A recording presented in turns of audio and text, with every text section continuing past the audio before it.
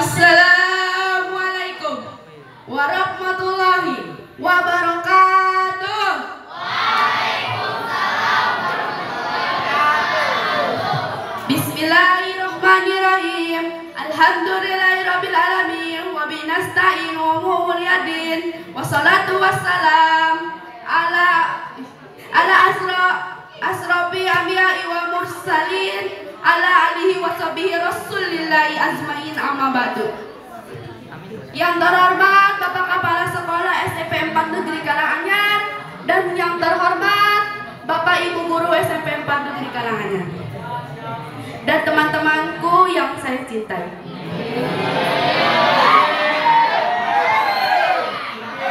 Hadirin yang berbahagia, pada hari ini saya berdiri untuk memperingati Isra Miraj pada hari ini.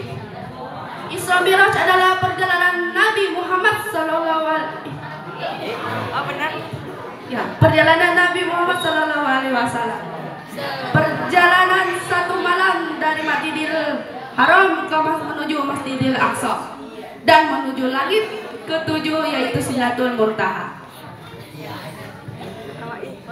Perjalanan Nabi diawali dengan Nabi dibelah dadanya oleh malaikat Jibril dan dicuci hatinya menggunakan mangkuk emas berisi air Zam-Zam.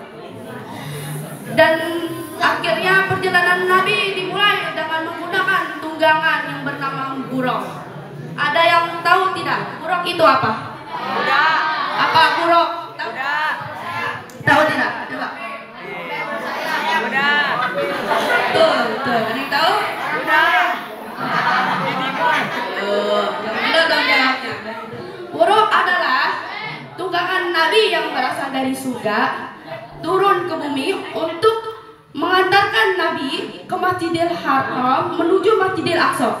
Buruk itu bentuknya itu lebih kecil dari kuda, namun badannya lebih besar dari keledai dan memiliki dua sisi sayap di tubuhnya. Dan buruk ini memiliki dominan bulu yang berwarna putih. Setelah itu, Nabi Muhammad sesampainya di Masjidil Aqsa menaiki langit ketujuh, yaitu Sidratul Muntaha. Di sana ada banyak langit dan juga ada nabi yang lain di langit-langit itu. Bener.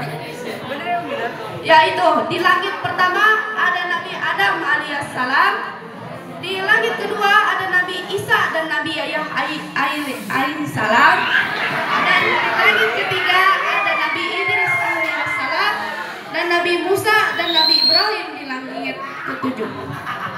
Di langit ketujuh Nabi Muhammad bertemu dengan Allah Subhanahu wa taala.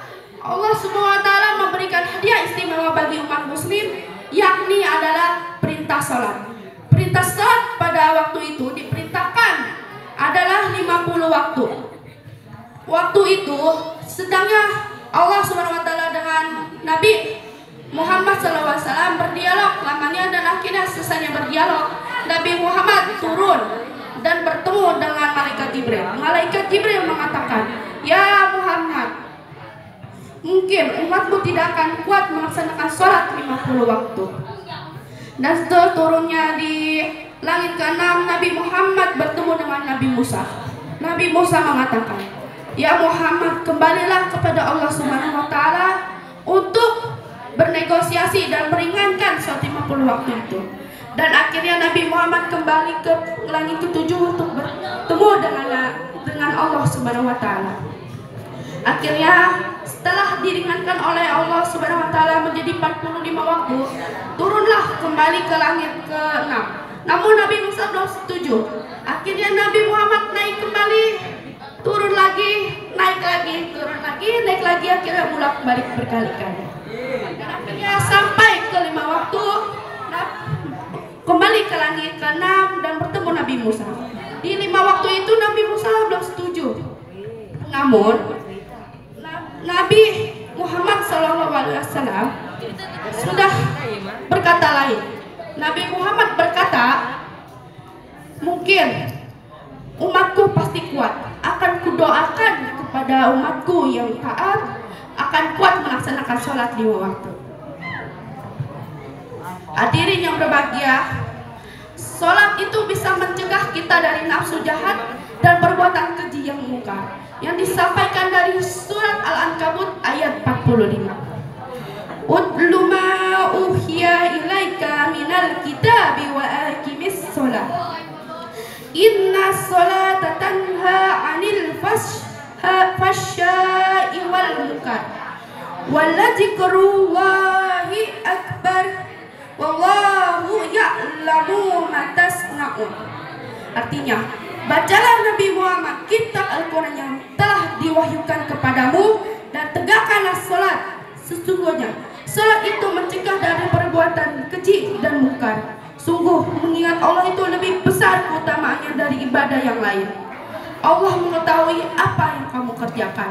Dari surah tersebut kita bisa mengetahui betapa hebatnya ibadah sholat.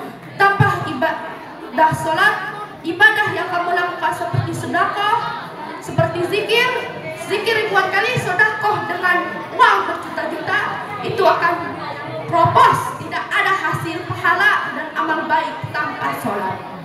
Hadirin yang berbahagia, semoga dari pidato yang saya sampaikan bisa mendalami peristiwa Isra Mi'raj dalam kehidupan sehari-hari.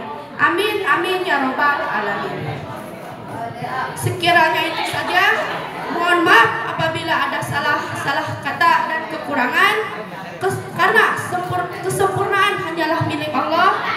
Wali taufiq walhidayah. Assalamualaikum warahmatullahi wabarakatuh.